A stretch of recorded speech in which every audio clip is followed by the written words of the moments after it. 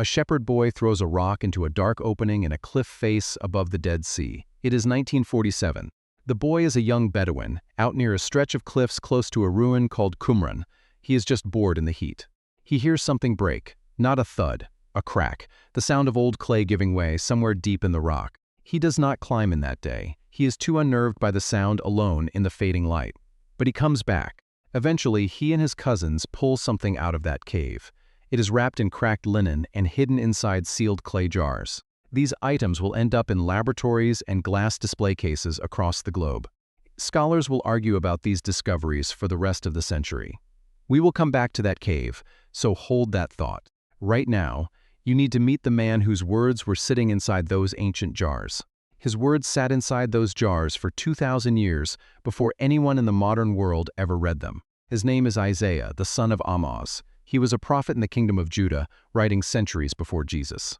If you have spent any time near a church, you have already quoted him without knowing it. For unto us a child is born. Comfort ye, my people. He was wounded for our transgressions. Those are his words. These are not vague poems floating in the air. They were written by one man in one specific century. He wrote about ancient kings whose names you can still find carved on Assyrian monuments today. Here is the claim this video will make and spend the next 20 minutes proving to you. We will use names, exact dates, and a piece of physical evidence. Most people have never heard the full story behind this artifact. Isaiah's book has 66 chapters, and the Bible itself has 66 books.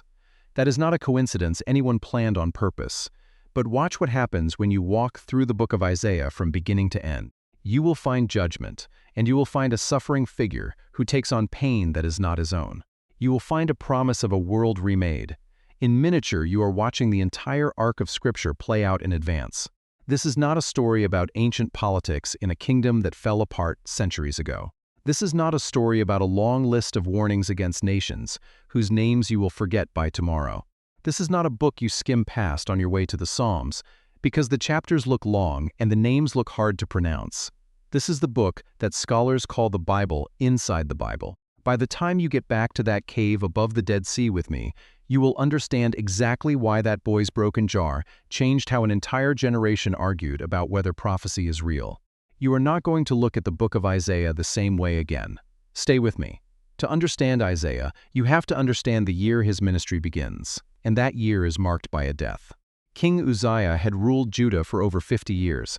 That is long enough that an entire generation, your equivalent of a great-grandparent's whole lifetime, had never known another ruling king. He had built massive towers, organized armies, and expanded trade. By any measure of his time, he was a success. Tradition tells us that near the end of his reign, Uzziah walked into the temple. He went in to do something only priests were permitted to do, and he was struck with a skin disease. This terrible illness forced him into strict isolation for the rest of his natural life. He died, by most reckonings, separated from his own palace, his own people, and his own God. That is the exact year Isaiah sees the vision that will ultimately define everything after it. He is in the temple, the actual temple, the one built generations earlier, the one Uzziah had just been barred from. Isaiah sees the Lord seated on a throne, high and completely lifted up. Creatures called seraphim are flying above him, calling back and forth to each other. Imagine the sound of that for a second. It was not a hymn, and it was certainly not a quiet whisper. Two creatures are shouting across a room so holy the doorposts shake and smoke fills the space. You could not see your own hand in front of your face. Here is what they are actually saying. They are not saying he is powerful or glorious. They say the word 3 times the way Hebrew repeats a word to push it as far as language can go. Kadosh, Kadosh, Kadosh, holy, holy, holy. It is the most basic Hebrew word for set apart, untouchable, and other than everything else that exists. It is the exact opposite of common and the opposite of safe to approach casually. Isaiah's response to seeing this is not wonder. It is absolute terror. He says in his own words, "Woe is me, for I am undone, because I am a man of unclean lips." He has just watched a king die. He watched the king die for treating holiness carelessly, and now he stands in front of the source of that holiness. If you have walked into a room and known you did not belong, you understand. You have a small taste of what Isaiah felt standing in that temple. Here is what most people miss about this moment. Isaiah does not clean himself up before he is sent out on his mission. A seraph takes a live coal from the altar and touches it to his lips. Only then does the voice ask the question that will define the rest of his life. Whom shall I send, and who will go for us? Isaiah, with his lips still burning, says 6 words that have outlived every king in this story. Here am I, send me. That is the kind of man who is writing this ancient book for you today. He is not a comfortable scholar working from a desk. He is a man who watched holiness almost destroy him and answered anyway. Now move forward a few years to a different king with a new response. Ask yourself honestly which king you sound more like. His name is Ahaz, and he has inherited a massive crisis. 2 neighboring kings from Israel in the north and Syria formed an alliance. They have formed an alliance against Judah, and they are marching toward Jerusalem with one specific goal. They want to remove Ahaz from the throne and replace him with someone they control. The text says his heart and the hearts of his people shook as the trees of the forest shake with the wind. That is not a king who feels secure. That is a king watching his own nation come apart.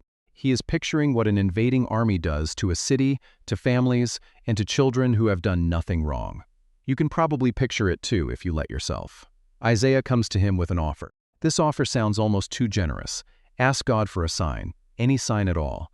It could be something from the depths of the earth or something from the height of the sky. Ahaz firmly refuses. He frames the refusal as piety. I will not ask, I will not test the Lord. It sounds humble, but it is not. Ahaz is not avoiding presumption. He is actively avoiding trust in this dire moment. Trust would mean waiting on a God he cannot see, instead of making a deal with an empire he can. So Isaiah gives him a sign anyway, whether he wants it or not. Behold, a virgin shall conceive. She will bear a son and shall call his name Emmanuel, which means God with us. This is a child born into the middle of a king's fear, named for the one thing Ahaz refused to believe was true. This was not the first time Isaiah had used a child's name to make a point Ahaz could not unhear. Isaiah's own son carries the name Shear-Jashub, which means a remnant shall eventually return. He is a walking, breathing promise that disaster would not be the final word for this nation, no matter how bad it got. Not long after the Emmanuel sign, another son is born to the prophet. He is given a name longer and stranger still, Maher-Shalal-Hashbaz. This translates to swift as the plunder, speedy as the spoil. It is a living countdown clock naming how fast the threat will end. It shows exactly how fast the threat against Ahaz would itself be destroyed. Imagine growing up with a name like that. Imagine being a walking sermon every time someone called you in for dinner. That is the kind of household Isaiah ran, and the kind of seriousness he brought to every word he wrote down. You can feel the grief underneath that moment if you just sit quietly with it. You see a frightened man, a nation at the edge of war, and an offer of presents that the king is too afraid to take. How many times have you done exactly what King Ahaz did in this situation? You have refused the very comfort being offered, because accepting it would mean admitting how afraid you actually were. History outside the Bible remembers Ahaz too, and it does not look kindly. Assyrian records from the empire he eventually turned to for help list him by name as a vassal paying tribute. This tells you exactly how that gamble ended for him and his frightened nation. He traded trust in an unseen God for a deal with the very empire that would later swallow his neighbors whole. The sign he refused to ask for came anyway, but so did the empire he asked for help. The empire came and never really let go. Pay attention to this, because the very next king in this story chooses differently. His difference almost saves his entire city from total destruction. His name is Hezekiah, and decades later he inherits a crisis far worse than anything Ahaz faced. The Assyrian Empire, the most feared military power on earth at that time, surrounds Jerusalem. Their king Sennacherib sends a message designed to terrify. He lists every nation he has already destroyed. He mocks the idea that this God of Judah could do anything Assyria's gods had not. He points out that their gods had failed to stop him elsewhere. You can imagine the silence in that throne room as the message is read aloud. An entire city is watching the most powerful army. They are camped right outside the walls. But Hezekiah does something Ahaz never did. He takes the letter, walks into the temple, and spreads it out before the Lord. He does not hide his fear. He brings the fear directly to God. Isaiah comes to Hezekiah with a promise instead of a warning. The city will not fall. The historical record outside the Bible backs up what happens next. It happens almost as strangely as the prophecy itself. Sennacherib left behind a clay record of his own campaign, a document historians now call Sennacherib's Prism. In it, he proudly boasts. He boasts about conquering 46 walled cities of Judah, shutting Hezekiah up in Jerusalem like a caged bird. Stone carvings from his palace even show the siege of one city in brutal detail. Notice what that boastful record never claims. It never says he took Jerusalem itself. An empire that bragged about every other conquest goes strangely quiet about the one city they could not touch. Whatever you believe happened in the details, you are looking at a unique siege in the ancient world. It is one where the record of the attacker quietly admits that the capital never actually fell. One king refuses comfort out of fear and gets a sign he does not want. Another king brings his fear directly to God and gets a city that survives the most powerful army on earth. Sit with that. Sit with the difference for a moment, because it is not really about ancient kings at all. It is about you and what you do the next time deep fear suddenly shows up at your own front gate. There is one more layer to Hezekiah's story worth knowing. Not long after the siege lifts, Hezekiah falls deathly ill.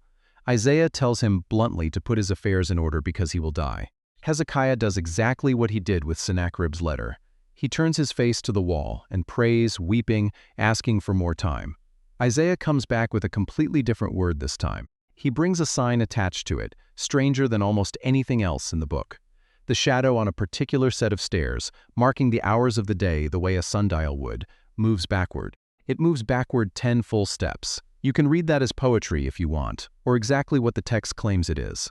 Either way, Hezekiah gets 15 more years he was told he would not have. The man who once spread his terror out before God ends his life, having watched 2 impossible things happen inside the same decade. The book does not leave you in that overwhelming tension, though. It moves, the way it almost always moves, from fear into something much brighter. A few chapters earlier, right in the middle of the Ahaz crisis, Isaiah writes about a special child once again. This time the language stops sounding like a sign and starts sounding like an anthem. For unto us a child is born, unto us a son is given, and the government shall be upon his shoulder. His name shall be called Wonderful, Counselor, the Mighty God, the Everlasting Father, the Prince of Peace. Read those titles slowly, the way you would read something written for you. These are not generic praise, they are specific claims. He is a counselor who actually knows what he is doing, not someone guessing alongside you in the dark. He is a father whose care remains. His care does not expire the way human patience tends to. He is a prince whose peace does not run out before the next crisis arrives at your door. Isaiah may have had an immediate king in mind. However, the language reaches far past any human ruler Judah ever had. Christians have read it for 2,000 years as a description of someone still to come. We have seen 4 moments now.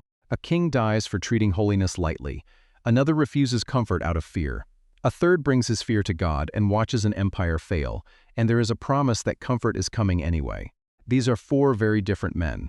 One pattern runs underneath all of them, waiting for you to notice it. That is Isaiah's pattern, and you are only at the very edge of it right now in the text. This is where it gets absolutely remarkable. Pause for a second and look at what you have already seen in this ancient text. 4 kings have faced 4 completely different, devastating crises. Uzziah died for treating holiness like it was ordinary. Ahaz refused comfort because trust felt more dangerous than fear. Hezekiah brought his terror straight to God and watched an army fail. He watched the most powerful army on earth fail at his own front gate. Then we see the promise of a child whose names answer everything those kings got wrong. Here is the part nobody tells you. He is not writing a string of disconnected warnings to forgettable kingdoms you will never think about again. He is building one long argument, chapter after chapter, specifically for you. It is about a God who keeps showing up in the worst moments of human history, whether anyone invites him or not, and you are not even halfway through this incredible history-altering book. If a video like this is worth your 25 minutes, it is worth 1 second of yours to hit subscribe before we keep going. What comes next is the part of Isaiah most people never make it to. Now watch what happens next. Jump forward with me. Not just a few years, but generations. The kingdoms Isaiah warned about has finally fallen. Jerusalem has been entirely destroyed by the enemy. The temple burned, and the people were carried off into exile in Babylon. They are hundreds of miles from everything they ever called home. Picture being marched along a dry road for weeks. You watch the hills of your own country shrink behind you, knowing you might never walk them again. If you have moved away from everyone you love and wondered if you would ever see them again, multiply that feeling by an entire nation, stripped of its land, its king, and its temple. They lost the sense that God was still paying attention to people like them. It is into that deep grief. It is into that grief that Isaiah's book turns a corner so sharp you can almost hear it happen. Comfort ye, my people, saith your God. It is not a warning anymore. It is pure comfort. He says it twice, the way Hebrew doubles a word when it really means business. After 39 chapters of judgment and consequence, the book pivots. Everything from this point forward changes. It reads like a letter written directly to people who think they have been completely forgotten. These are people very much like you on your absolute worst week. But it gets even stranger now. In the middle of comforting a defeated nation, Isaiah does something that should not be possible. He names a specific man by his specific title who will end the exile and rebuild the city. He says Cyrus will rebuild what Babylon tore down. That saith of Cyrus, he is my shepherd, and shall perform all my pleasure, even saying to Jerusalem, thou shalt be built. This is Cyrus the Great. He is the Persian king who would eventually conquer Babylon itself, named in Isaiah's scroll more than 100 years before he was even born. It is not a vague prediction about kings in general. It is not the kind you could read into anything after the fact. It is a specific name. Try to imagine someone naming the exact person who will end your worst season, a full century in advance. The Jewish historian Josephus, writing centuries later, records a fascinating tradition. When Cyrus conquered Babylon and came across this very prophecy naming him directly, it deeply moved him. It moved him to act on behalf of the Jewish exiles, allowing them to return home and rebuild the temple Babylon had destroyed. Archaeology adds its own quiet confirmation here too, surprisingly. A clay artifact called the Cyrus Cylinder was dug up in the ruins of Babylon in the 1870s. It now sits in the British Museum, recording Cyrus's own policy in his very own words. It is a policy of letting captive peoples return to their homelands and rebuild their temples. It does not mention Isaiah, and it does not need to. It confirms the kind of king Isaiah described. Generations before he existed, Isaiah described exactly the kind of king history says showed up. Whether or not Cyrus read those exact words himself, the prophecy strongly stands in the text. It is attached to a real empire, a real conquest, and a real return that the history books outside the Bible confirm actually happened. Here is the word holding this whole section firmly together. You should remember it. Mishpat, justice. It is paired again and again with its twin, tzedakah, righteousness. These are not abstract ideas in Isaiah's mouth. They mean very specific things. They mean courts that do not take bribes, and widows and orphans who actually get a fair hearing instead of being pushed aside. They mean land returned instead of permanently stolen from owners. Isaiah will not let comfort become an excuse to ignore what is right. The same God who promises restoration also promises that restoration will not be cheap. It will not be a return to normal. It will not let injustice simply be forgotten because the exile is technically over. Alongside mishpat, another word starts showing up more and more. This one matters even more for what follows. This word is ebed, servant. At first it sounds like it is talking about the whole nation. It sounds like Israel is God's servant, called to be a guiding light to other surrounding nations. Israel would be a witness to what God is actually like, the kind of nation other people would look at and ask what made them different. But the more you read, the stranger the text suddenly gets. This servant starts doing things no nation, no group of people could ever do on its own. A nation cannot be wounded for someone else's sin. A nation simply cannot die in another person's place. They cannot somehow live to see the result. The servant suffers. The servant is despised. The servant carries something on behalf of others that should never have been his to carry in the first place. Whoever this figure turns out to be, the language has clearly outgrown anything a crowd of people could fulfill together. There is one more thing you need to know before you get there, and it is this. Everything you have read so far, every king, every crisis, and every promise has been building toward 4 short passages. Scholars call them the servant songs, and the last one is haunting. It is the most haunting writing in the entire Hebrew Bible. You are about to read it, and then you are going back with me to that cave above the Dead Sea. Here is the 4th incredible servant song. It is the one in chapter 53. Read it slowly, because every word is doing heavy work, and it was written for someone exactly like you. He is despised and rejected of men, a man of sorrows. He was acquainted with grief, he was wounded for our transgressions, he was bruised for our iniquities, and with his stripes we are healed. Stop there for a second, and let that sit with you. This is not a triumphant king riding in to win a battle for you. This is a figure who absorbs pain that belongs to someone else entirely. It is not pain he earned, but pain he is freely given. He takes it on behalf of people who, the text says plainly, like sheep have gone astray. That includes you. It includes everyone you have ever loved. He is completely silent under heavy accusation. The text says, "As a lamb that is brought to the slaughter, so he openeth not his mouth. He is cut off without protest. Somehow, impossibly, his suffering becomes the means by which others are healed. Notice what the chapter refuses to do. It does not explain away the suffering as an accident or a tragedy that simply happened to a good man at the wrong time. It boldly calls it deliberate. It pleased the Lord to bruise him. Not because pain itself pleased God, but because what that pain would accomplish did. That is a difficult sentence to sit with, but it was meant to be that way. For 2,000 years, readers have argued over who this servant is. Some have read it as Israel itself, suffering through exile on behalf of the watching world. Christians have read it differently. From the very first century onward, they read it as a description of Jesus. It was written 700 years before a Roman cross existed anywhere in history. The Hebrew word root is Yasha.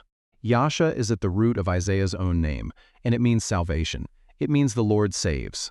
This chapter is the place where that meaning stops being just a name and starts becoming an action. It becomes a saving action you can firmly hold on to. This is not a story about a number of chapters. This is not a story about a clever literary structure someone designed for perfect symmetry.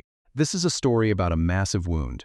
According to the text, this wound was never meant to heal the wounded man himself. It was meant to heal you. Now go back with me to that dark ancient cave. It is 1947. The shepherd boy and the broken jar. What he and his cousins eventually pulled out of that cave was a scroll, rolled tight, wrapped in linen, and sealed safely in clay. It was sealed for roughly 2,000 years. Scholars would later call it the Great Isaiah Scroll.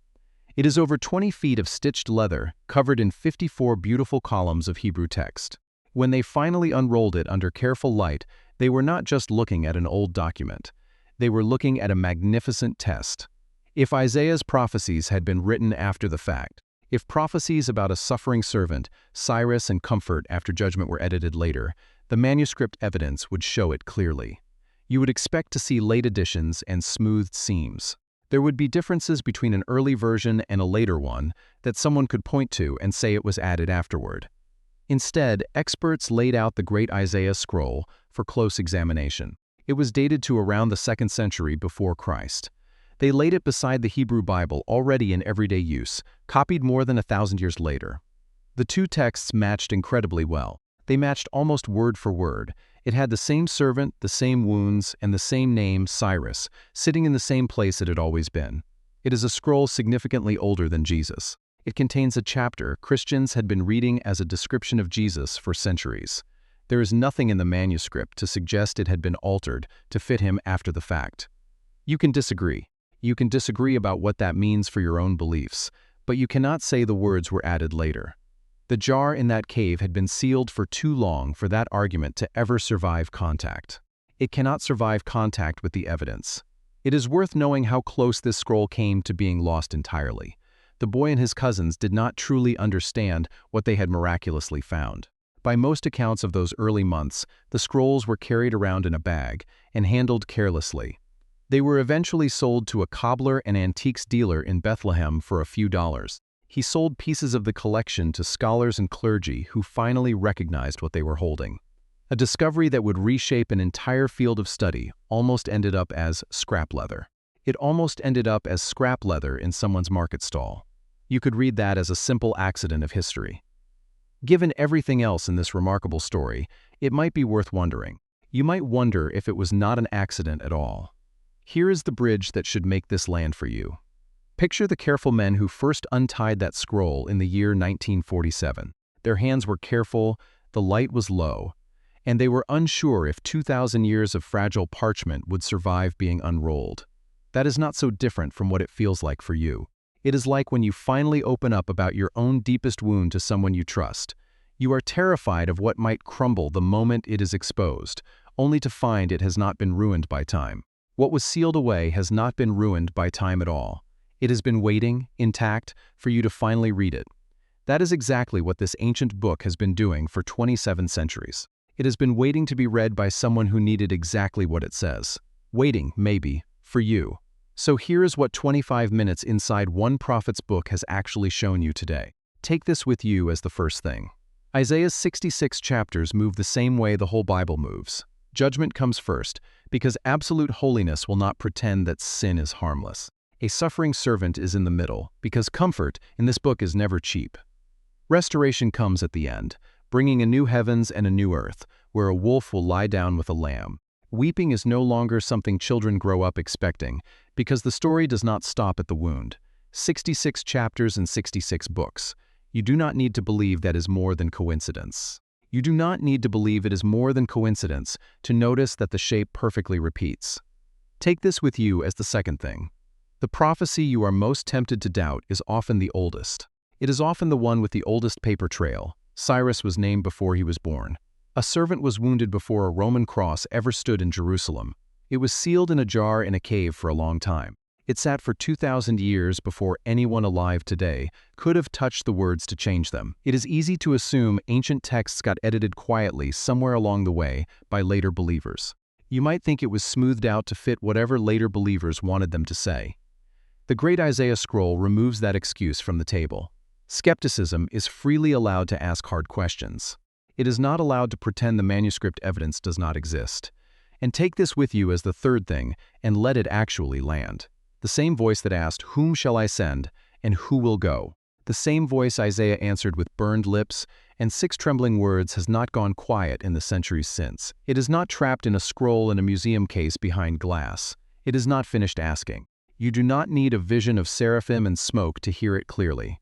You only need to notice the moment in your own life that keeps circling back.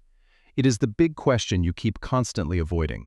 It is the comfort you keep refusing the way Ahaz refused his. Somewhere in your own life, in whatever crisis feels too big or too late or too far gone, that same voice is still asking you the question. It is asking you the same question it asked a frightened prophet standing in a temple a king had just been thrown out of. Which part of this profound historical story hit you the hardest today? Was it the throne room and the burning coal, or Ahaz refusing comfort out of fear? Maybe it was Hezekiah spreading his terror out before God instead of hiding it, and watching a shadow move backward. Maybe it was Cyrus named before he existed, or the servant in chapter 53, wounded for people who never asked him to be. Tell me which one below, because I read absolutely every comment. A shepherd boy threw a rock into a dark cave in 1947. 2,000 years of sealed silence finally answered back, unchanged, intact, and exactly as it had always been written.